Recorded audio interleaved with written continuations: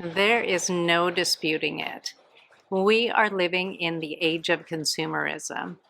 So you might be wondering, if one lives in a small beach town on the Pacific coast of Central America, how do you receive mail and packages? So we are going to cover just that today. Firstly, every town in Nicaragua, it has a post office, and we have one here in San Juan del Sur as well. It is located in a very old building across from the beach, across from the Malecon. It is called Correos de Nicaragua, and I have my own post office box there. It is set up very similar to how it would be set up in Canada. My official mailing address is my name, and then it is like the equivalent of post office box, but apartado postal number 199. Rivas, the province comes first for some reason, or the state. Rivas, San Juan del Sur, Nicaragua. And then there's a postal code, 48600. So name, post office box, the state, the city, and the country, and then the postal code. So I've had this post office box for many years.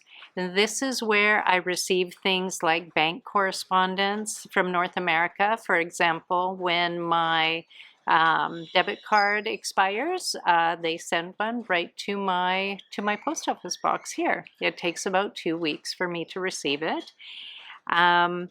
Most recently, I ordered a pair of glasses, these ones right here, from Zenny Optical, and they sent them directly to Nicaragua.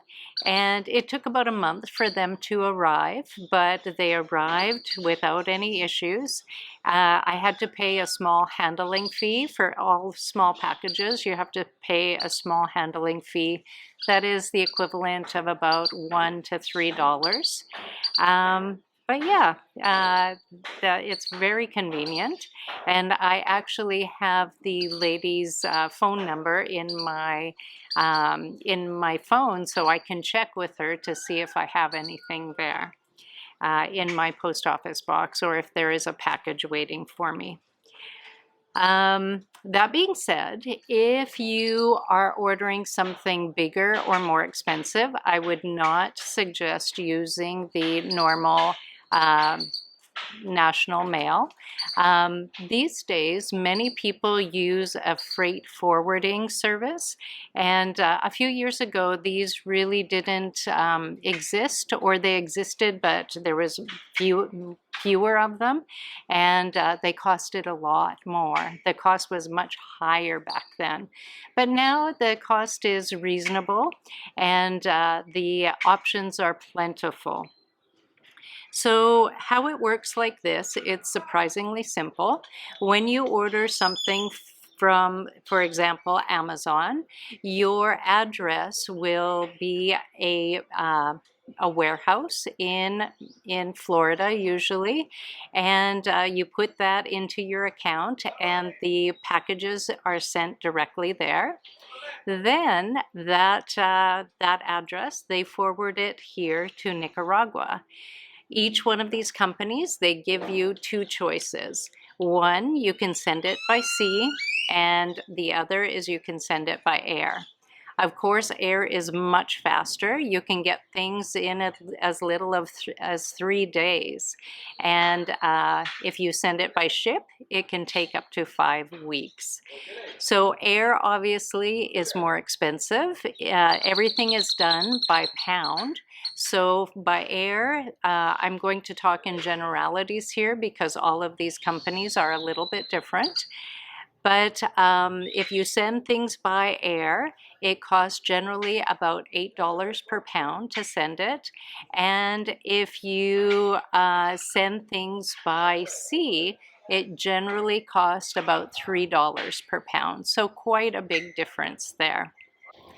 Now, this for me is a brilliant business model, and I am very grateful that it's here. It makes life a lot easier if one can't find what they're looking for here in Nicaragua.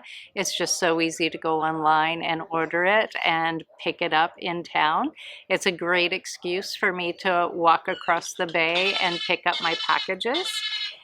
The only better business model for this type of service that I can think of, if someone could come up with a way that you could order things directly from China and bring them directly from China to here, that is the only way that this could be streamlined anymore.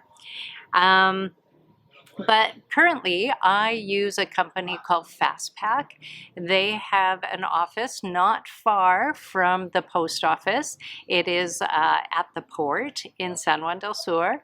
It is a beautiful office. It is air conditioned, and they too, when you order something and it arrives, they will send you a text message saying that you have a package that is waiting for you, and you go and pick it up and you pay your fee for the transportation at that time. While ordering things in Nicaragua may not be quite as easy as it is in your home country, it is quite easy. Um, it's still surprisingly convenient, especially considering that we live in a very small coastal town in Central America. So if you found this information helpful, please give me a thumbs up and consider subscribing. See you on the next one.